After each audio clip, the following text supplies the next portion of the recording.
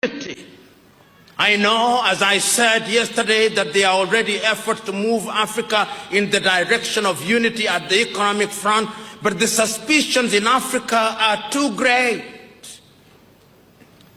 The African politician is perhaps, with due respect to them, Africa's curse.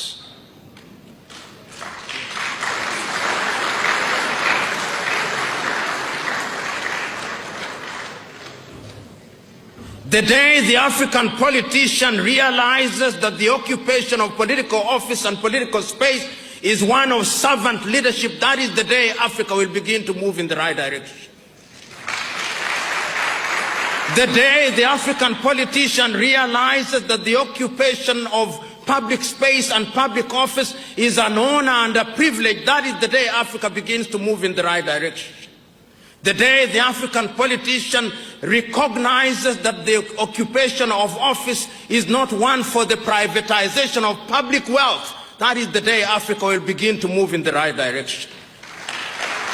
The day the African politician recognizes that they do not have the monopoly of wisdom, that is the day that Africa will begin to move in the right direction. The day the African politician realizes that longevity in office is not the solution to African problems, that is the day Africa begins to realize the potential.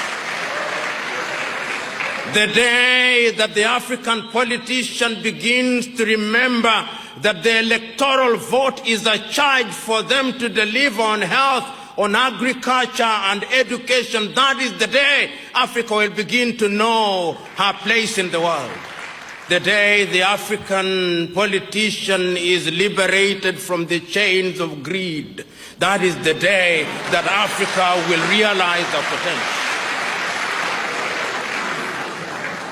And I say all that because it is not lost on me that one of the reasons why Africa cannot unite is because we have become so used as politicians in Africa to our little countries where we are treated like demigods. And because we too, we who are the led, we have treated our leaders as demigods for too long, and they now are conditioned to believe that they are gods. You know, respecting leaders is a good thing,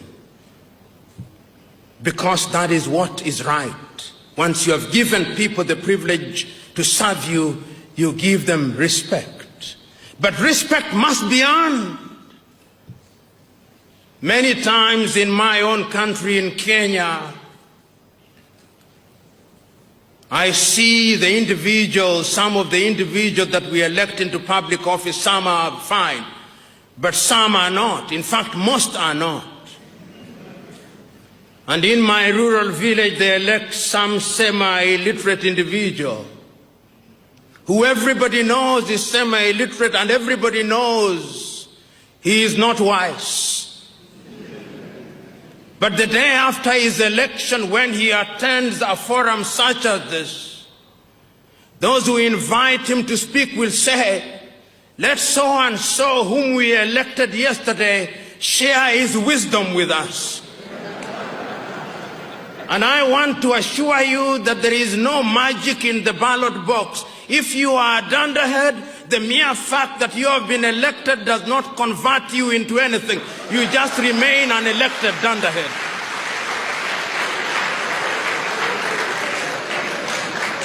And Africa has no shortage of dunderheads who are leading her in the wrong direction. The direction of disunity.